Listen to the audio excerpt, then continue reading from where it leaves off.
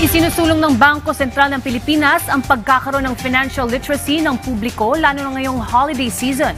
Yan ang ulat ni Denise Osorio. Bilang tugon sa pagtaas sa presyo ng bilihin ay mas dumami ang Pilipinong naghahanap ng paraan para mas madagdagan ang kanilang kita. At para sa Bangko Sentral ng Pilipinas, ang unang hakbang ay hindi laging tungkol sa mas malaking kita, kundi mas matalinong paghawak ng pera. So every year, meron tayong Financial Ed Congress, kasama natin ng mga iba't ibang government agencies, yung ating mga kapartner, at yung sa private sector, na katulong natin na magbigay ng financial literacy, financial education sa mga sa masa. Partikular na tinututukan ang pamilya ng mga OFW. Ayon kay BSP Deputy Governor Bernadette Romulo Puyat, malaking sakripisyo ang pagpadala ng pera, kaya kailangang matiyak na nagagamit ito ng tama. Importante talaga yung financial education at financial literacy, hindi lang para sa mayayaman. Ito ay dapat talaga sa masa. Kasi sila naman talaga yung may kailangan kung saan dapat napupunta ang kanilang kinikita. Kasabay ng mga programa ng gobyerno, tumutulong rin ang mga financial creators gaya ni Jax Reyes na gawing simple at makatotohanan ang pagbabudget. Ayon kay Jax, hindi kailangan mataas ang sahod para makapagtabi. Kailangan lang ng disiplina at malinaw na plano.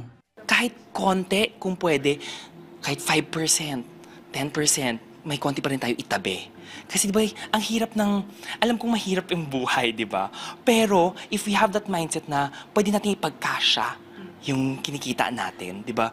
Isang tip ni Jax, bago bumili, tanungin muna kung budgeted talaga. Dahil sa panahon ngayon, kahit maliit na halaga sa isang araw o isang linggo na natitipid, ay malaking tulong sa pangmatagalang savings. Ang one thing na gusto ko rin i-drill down lang dito is, yung favorite tanong ko, budgeted ba yan?